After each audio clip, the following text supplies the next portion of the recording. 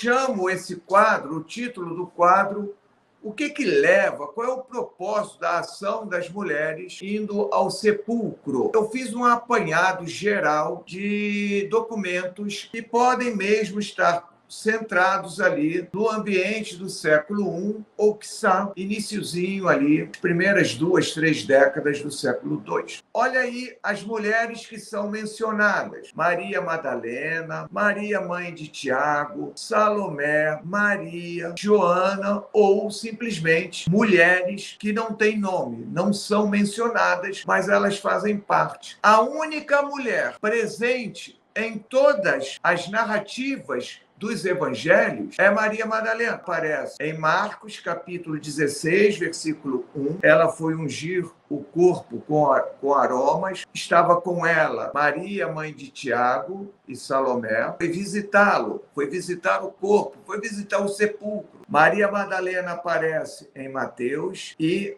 junto com ela, Maria Madalena, tinha uma outra Maria que Mateus também menciona. As mulheres foram levar aromas. Isso está em Lucas, capítulo 24, versículo de 1 a 10, tanto para Maria Madalena, Maria mãe de Tiago, Joana e outras mulheres não mencionadas ou nomeadas. Mulheres que foram ao sepulcro para chorar e bater no peito, no sentido de externar dor. Lá está de novo Maria Madalena, no Evangelho de Pedro, capítulo 12, versículos 50 e 54, e Evangelho de Pedro, capítulo 12, versículos 51 e 54. E, por fim, Maria Madalena aparece sem um motivo especificado em João, capítulo 20, versículo 1. Esse é o primeiro quadro. Vamos para o segundo quadro. A partir desse quadro aí, vocês vão entender o que vai acontecer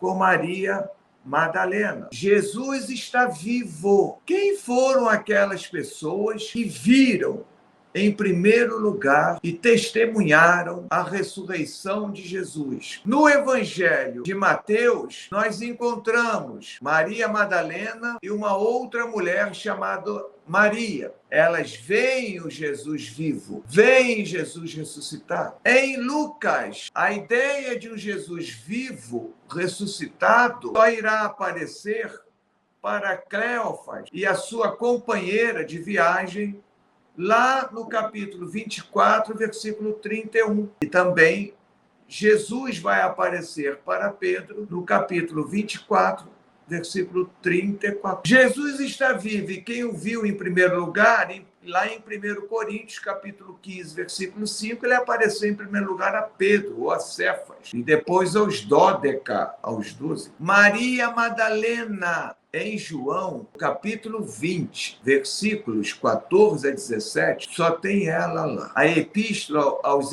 Esmirnenses, que é uma carta do final do século I, no capítulo 3, menciona esse dado. Mas atentem para essa informação. Só Maria Madalena, em João, só ela, mais ninguém. Nenhuma outra mulher, nenhum outro homem, só ela aparece, vê Jesus ressuscitado, conversa com Jesus ressuscitado e recebe a incumbência. Vá, Maria, e anuncie que eu ressuscitei. E manda-os encontrar comigo lá na Galiléia. Se você já leu essa passagem sem fazer as reflexões devidas, você perdeu algo de extraordinário. Então vamos analisar com uma certa calma o que você perdeu se você leu de maneira corrida essa passagem. Já vimos o Jesus ressuscitado, Maria querendo retê-lo ali.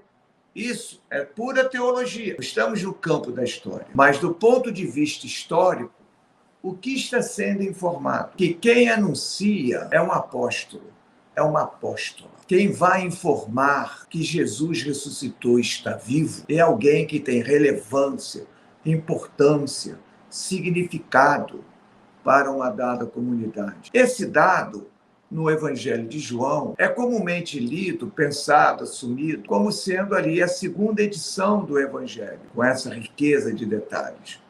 comumente pensado e datado ali por volta de 130 do século II. A edição final de João. Uma mulher é incumbida pelo próprio Jesus de anunciar aos homens e a outras mulheres que ele ressuscitou. Vamos voltar um pouquinho no tempo? Vamos lá para as cartas paulinas? 1 Coríntios, capítulo 9, versículo 1. A carta de 1 Coríntios comumente é datada ali por volta de meados dos anos 50 do século I. Então, a gente está saindo lá do século II e voltando no tempo, para meados dos anos 50, 20 anos depois de Jesus ter morrido. E Paulo está dizendo, eu também não sou apóstolo. Baseado no que ele está dizendo isso?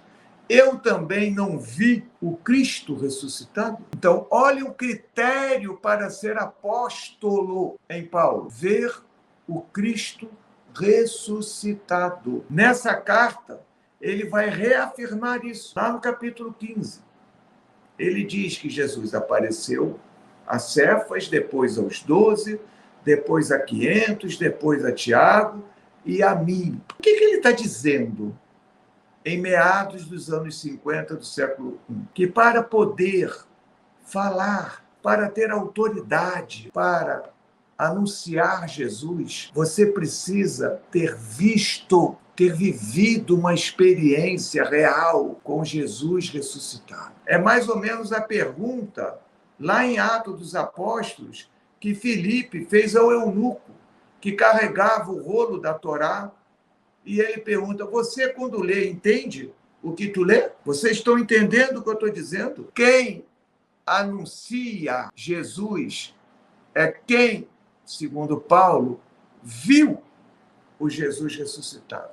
É isso que faz Paulo dizer que ele é apóstolo. Isso meados dos anos 50. Vamos pegar o critério paulino e agora vamos levar lá para o capítulo 20, versículos 14 a 17 de João. E vamos ver o que está lá. Maria Madalena está sozinha, encontra Jesus vivo e recebe de Jesus a incumbência. Vá e anuncie que eu ressuscitei. Caramba, se nós continuássemos a falar de Maria Madalena, documento atrás de documento, no século II, no século III, no século IV, no século V, até chegarmos ao século VI, vocês iriam ver que a partir do momento que o Evangelho de João começa a circular, começa a ganhar corpo, começa a perambular pelas comunidades cristãs, com a informação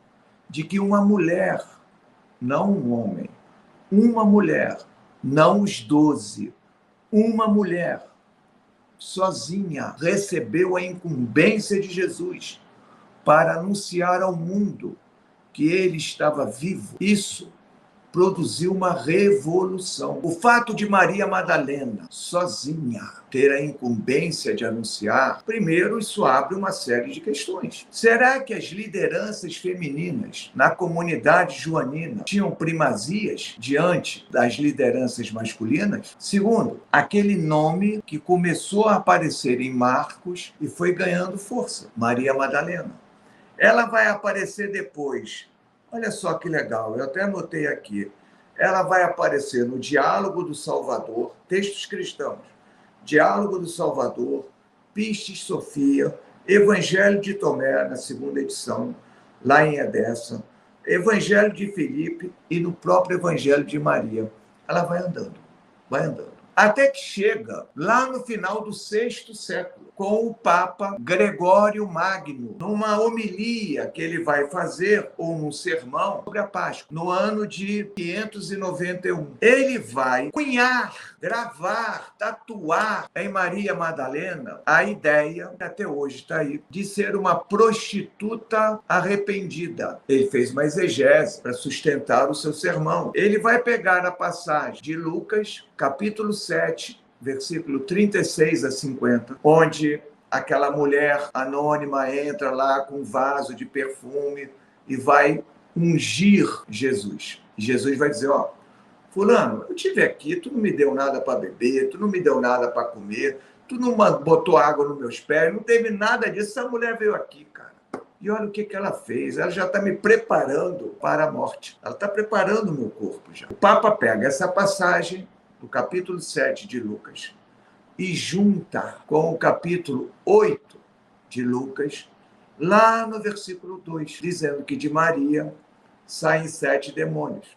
Um desses demônios é da prostituição. E isso faz com que Maria Madalena vire a prostituta arrependida. Isso só vai ser modificado na Igreja Católica, na longa tradição católica, com o Papa Paulo VI, se não estou enganado, em 1969.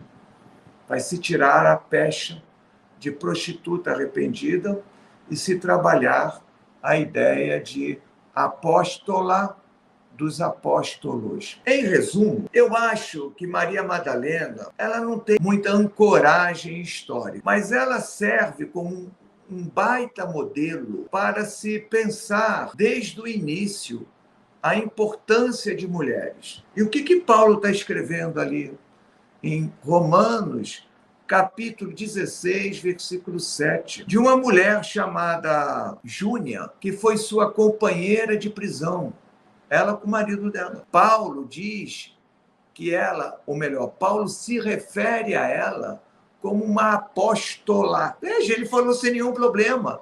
Somos nós que temos problemas de achar que Jesus só fez 12 apóstolos. Somos nós. Isso não é um texto. Porque se fosse uma criação de Jesus, só homem e mulher está do lado de fora, 20 anos depois, então Paulo já estava sendo um herético. E diz mais, ela me precedeu na fé em Cristo. Muito antes de eu, Paulo, aderir ao movimento de Jesus sem Jesus, ela já estava lá. Portanto, se Paulo adere ao movimento de Jesus na segunda metade dos anos 30, Júnia é uma das primeiras pessoas, não é a primeira mulher, uma das primeiras pessoas a aderirem à ideia de Jesus. Desde muito cedo, historicamente falando, mulheres aderiram ao movimento de Jesus. Desde o início, houve um forte apelo de Jesus, convidando as mulheres a estarem junto de si e de conhecerem uma outra possibilidade de viver um mundo muito mais justo, fraterno e igual do que elas conheciam.